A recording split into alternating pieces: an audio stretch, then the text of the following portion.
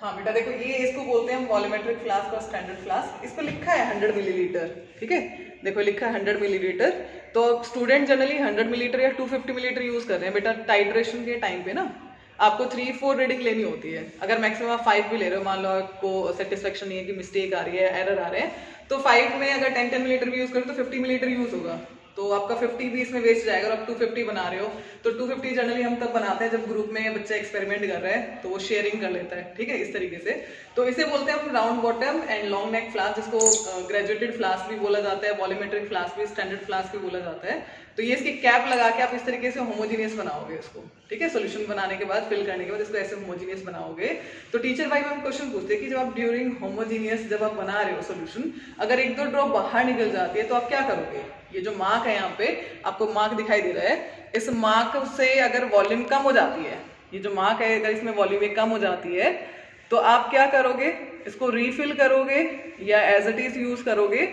तो अगर आप इसको रीफिल करते हो तो होगा क्या, सॉल्ट जो 1.96 था जब वो बाहर निकला है तो उसमें से कुछ सॉल्ट जो कंपाउंड है आपको बाहर निकल गया है। वॉल्यूम पहले आपने 100 मिलीलीटर ले ली थी, अब आपने क्या किया, उसको रिफिल किया, तो वॉल्यूम हो गई मोर देन 100 मिलीलीटर और सोल्ट हो गया लेस देन 1.96। तो आपका जो स्टैंडर्ड सॉल्यूशन था वो स्टैंडर्ड नहीं रहा क्योंकि उसकी मोलैरिटी ऑफ m/50 नहीं है। तो एक बार एक्यूरेट फिल करने के बाद आप इसको कभी भी रिफिल नहीं करोगे। अगर ये गिर भी जाता है तो मैंने बताया सिर्फ आपको 50 मिलीलीटर यूज करना है, क्योंकि वो पूरा जो सोल्यूशन है, जो एंटायर सोल्यूशन है, वो पूरा आपका m/50 बनेगा 100 मिलीलीटर में या m/50 बनेगा 250 मिलीलीटर में।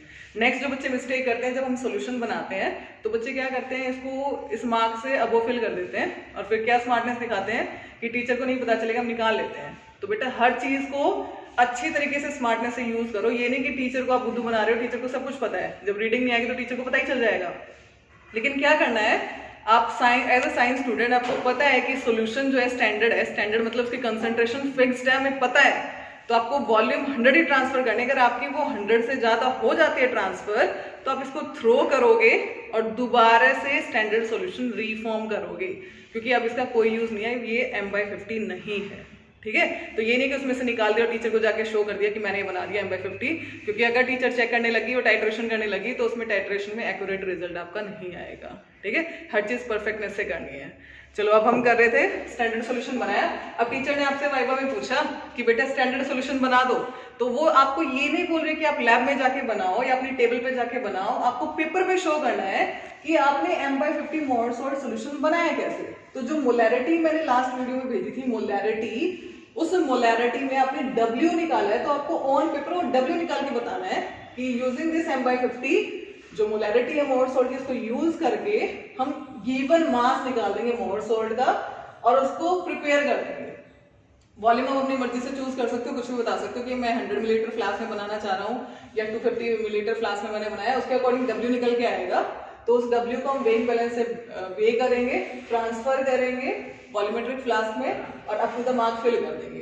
तो हमारा फर्स्ट स्टेप हो गया कंप्लीट। अब using this solution find out molarity and strength. बेटा होगा यहाँ पे क्या, नेक्स्ट जो पॉइंट है वो है ये टाइप ऑफ जो टाइट्रेशन है वो रिडॉक्स टाइट्रेशन है।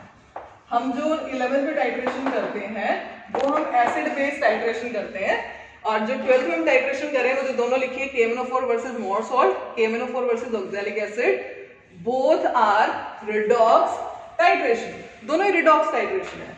रिडॉक्स का मतलब क्या होता है, RED for reduction and OX for oxidation.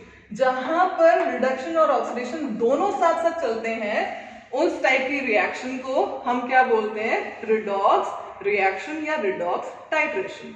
अब यहाँ पर रिडक्शन किसका होगा और ऑक्सीडेशन किसका होगा।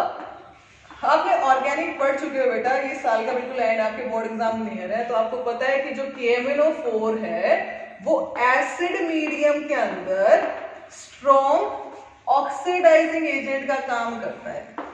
तो यहाँ पे जो KMnO4 है वो ऑक्सीडाइजिंग एजेंट है।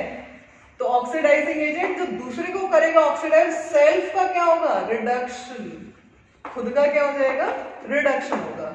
तो इसके अगेंस्ट जिसको हम टाइट्रेट कर रहे हैं वो है मोहर सॉल्ट। तो मोहर सॉल्ट क्या हो जाएगा, मोहर सॉल्ट रिड्यूसिंग एजेंट होगा। रिड्यूसिंग एजेंट जो दूसरों को करेगा रिड्यूस, और सेल्फ का क्या होगा, oxidation. Next most and most important question जो है वाइवा में 50% क्लास से पूछा जाता है बेटा, write down the ionic equation involve in this titration, कि कौन सी आयनिक इक्वेशन यानी कौन सी रिएक्शन हो रही है जब आप टाइट्रेशन कर रहे हो, क्योंकि टाइट्रेशन की डेफिनेशन पहले बताई थी कि ब्यूरेट में से हम एक सॉल्यूशन को ट्रांसफर करते हैं कॉनिकल फ्लास्क के अंदर, और क्यों कर रहे हैं, रिएक्शन को कंप्लीट करने के लिए कर रहे हैं। तो यहाँ पे कोई रिएक्शन हो रही है, कौन सी हो रही है, रिडॉक्स रिएक्शन, तो रिएक्शन हमें लिखनी है। तो सबसे पहले जो MnO4 नेगेटिव है विच इज पर मैंगनेट आयन, क्योंकि आयनिक में आयन से दिखाएंगे जो टाइट्रेशन में जा रहे हैं, तो दिस इज MnO4 नेगेटिव पर मैंगनेट आयन जो कि KMnO4 से आया है, एसिड मीडियम के अंदर कन्वर्टेड इनटू Mn2+। ये Mn2+ में कन्वर्ट होता है जब ये मोहर सॉल्ट के साथ रिएक्शन में जाता है। तो हमने बैलेंसिंग सीखी है 11th क्लास में, तो +7 से +2 decrease in oxidation state reduction, तो दिस इज